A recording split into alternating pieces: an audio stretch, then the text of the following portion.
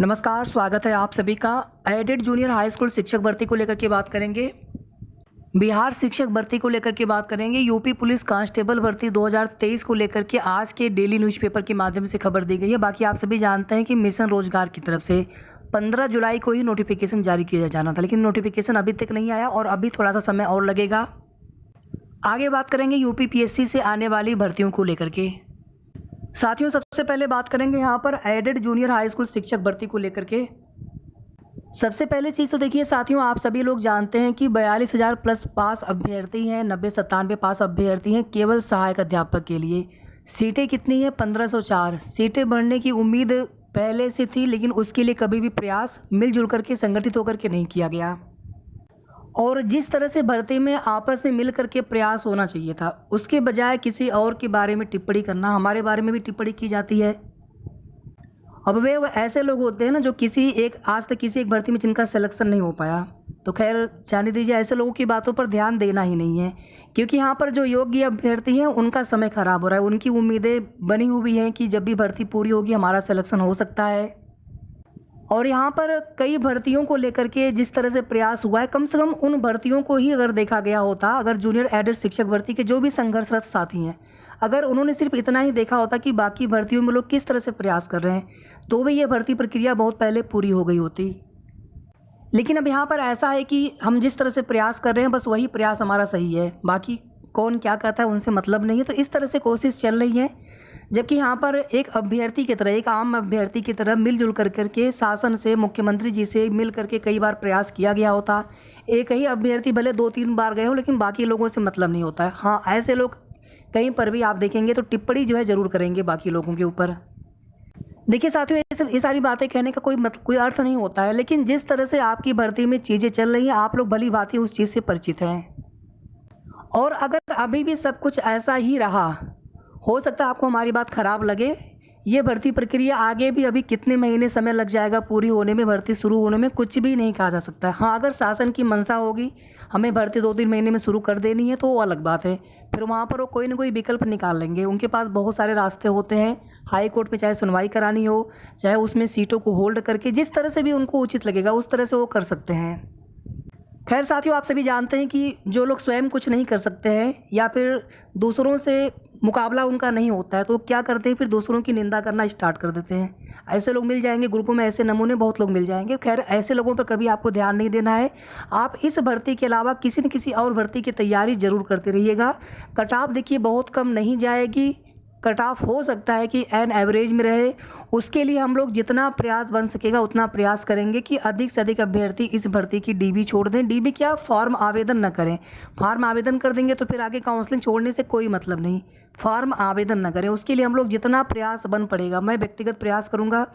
10-15 अभ्यर्थी ही अगर मेरे प्रयास से अगर ये फॉर्म आवेदन नहीं करते हैं जूनियर एडेड शिक्षक भर्ती में, तो कम से कम उतने हमारे बेरोजगार अभ्यर्थियों के परिवार में खुशियाँ आएंगी, उनके जीवन में खुशियाँ आएंगी। अब देखिए साथियों, यहाँ पर दूसरी चीज़, यहाँ पर देखिए, क्योंकि आप कहेंगे कि थंबनेल में कुछ और लिखा है, आप कुछ और बता रहे हैं, तो ये चीज़ें देखिए शुरू से मांग की जा रही है। जितने भी अभ्यर्थियों ने एग्ज़ाम दिया था, और जो अभ्यर्थी कहीं ना कहीं परीक्षा में धांधली की वजह से या तो 90-97 पास नहीं है, या फिर उनके अंक कम है, बहुत सारे रीज़न हो सकते हैं, या फिर उनका रिजल्ट इनवैलिड कर दिया गया, या फिर उनके नंबर घट गए, तो ऐसे अभ्यर्थी लगातार मांग कर रहे हैं कि भर्ती में दोबारा परीक्षा करा करके फिर से नए सिरे से भर्ती को किया जाए। और वे अभ्यर्थी अपने जगह पे बिल्कुल सही हैं। आप अपना प्रयास कर सकते हैं, जो साथी चाहते हैं भर्ती पूरी हो, लेकिन जो अभ्यर्थी इस भर्ती में कहीं ना कहीं उनके साथ सही नहीं हुआ है, उनका ऐसा आरोप है, वो अभ्यर्थी अपने जगह पे सही हो, अपने जगह पे कोशिश कर रहे हैं, प्रयास कर रहे हैं। बाकी आगे कुछ भी नहीं कहा जा सकता है कि इस भर्ती में आगे क्या हो सकता है, कुछ भी नहीं कहा जा सकता है। जिस तरह से प्रक्रिया चल रही है, कोर्ट में महीनों सुनवाई के बाद, कुछ डेट पर सुनवाई हुई, महीनों डेट लगने के बाद, और फिर कोर्ट ऑर्डर में क्या आया, कुछ भी नहीं, फिर से नए सिरे से सुनवाई। ऐसा होता ही नहीं है। एक तरफ अगर वहीं पर सरकार तुरंत अगर वहीं पर अर्जेंसी एप्लीकेशन लगा करके कि सर इस प्रकार से करेंगे तो हम विद्यालयों में शिक्षक नहीं है, वहाँ पे बहुत सारे रास्ते थे गवर्नमेंट के पास, लेकिन आप देखेंगे शासन स्तर से अभी तक कोई कार्रवाई फिलहाल में ज़मीनी स्तर पर देखने को नहीं मिला है। तो कुछ भी नहीं कहा जा सकता है कि इस भर्ती में आगे क्या होना है। बिहार शिक्षक भर्ती परीक्षा में आप सभी लोग जानते हैं, चाहे सीटेट हो, आप सभी जानते हैं कि कोई नई गाइडलाइंस एनसीटीई की तरफ से आई नहीं। जो भी बीएड के अभ्यर्थी शामिल हो रहे हैं, कहीं ना कहीं भविष्य में सरकार का क्या उसमें फैसला होता है या एनसीटीई की तरफ से क्या उसमें आदेश मिलता है, क्या निर्देश मिलता है, उसी के ऊपर चीज़ें डिपेंड करेंगी। सीटेट का एग्जाम भी आज से स्टार्ट है। एक नोटिस भी आई थी बिहार शिक्षक भर्ती में, आप देखेंगे तो यहाँ पर एनसीटीई की परामर्श से विभाग का निर्णय अंतिम होगा। तो फिलहाल में सबको शामिल होना है। आप मेहनत किए हैं, कोशिश किए हैं, तो आप एग्जाम भी दीजिए, चाहे सीटेट हो चाहे बिहार शिक्षक भर्ती हो।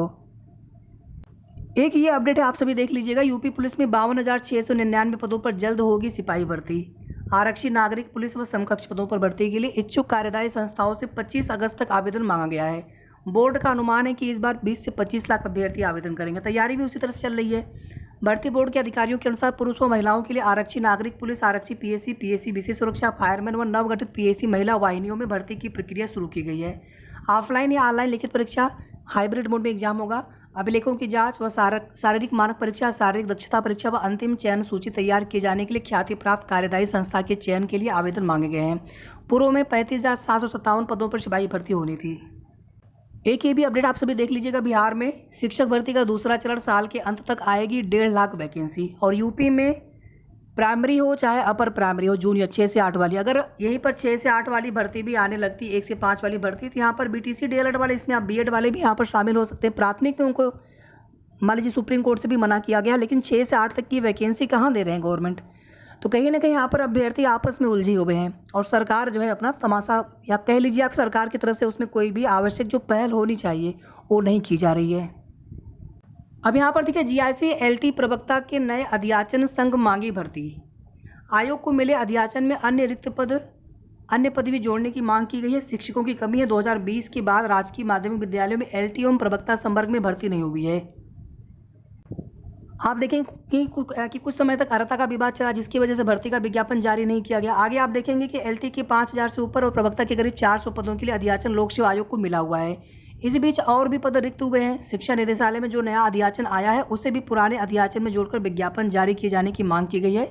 इस तरह अधिक पदों पर भर्ती आने से हाल में प्राथमिक शिक्षक भर्ती से बाहर हुए बीएड प्रशिक्षितों को अधिक पदों पर चयनित होने का अवसर मिल सकेगा। अभी देखिए, सितंबर में एपीएस की भर्ती, अपर निजी सचिव, और अक्टूबर में आरओ की वैकेंसी का विज्ञापन आना है। उसको लेकर के नोटिस आ चुके हैं यूपीपीएससी से, और उम्मीद थी कि एलटी ग्रेड को लेकर के भी जल्द चीज़ें यूपीपीएससी की तरफ से क्लियर की जाएंगी। बाकी ये डेली न्यूज़पेपर की खबरें हैं। और एक आप यहाँ पर देख लीजिएगा, 2013 के बाद से कोई भर्ती आई नहीं, एपीएस अपर निजी सचिव।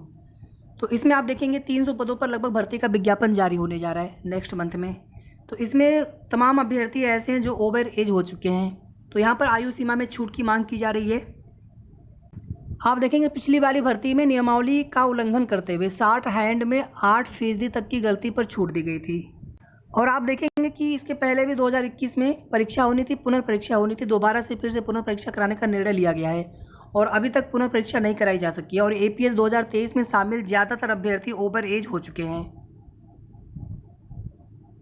2017 से ही अध्याचन मिल रहा है एपीएस का, लेकिन विज्ञापन अभी तक जारी नहीं किया गया। तो यहाँ पर देखिए, कुल मिलाकर के आयु सीमा में छूट की मांग की गई है। बाकी देखिए शासन स्तर से क्या फैसला होता है या फिर लोक सेवा आयोग के स्तर से इसमें क्या कार्रवाई होती है। वीडियो को आप सभी प्लीज़ लाइक शेयर कर दीजिएगा, और अगर आपने अभी तक चैनल को सब्सक्राइब नहीं किया तो सब्सक्राइब भी कर लीजिएगा। हमारी पूरी कोशिश होती है जो भी ऑथेंटिक और सही जानकारी हो, निष्पक्ष होकर के आप सभी को समय समय पर उसकी अपडेट देते रहें। धन्यवाद।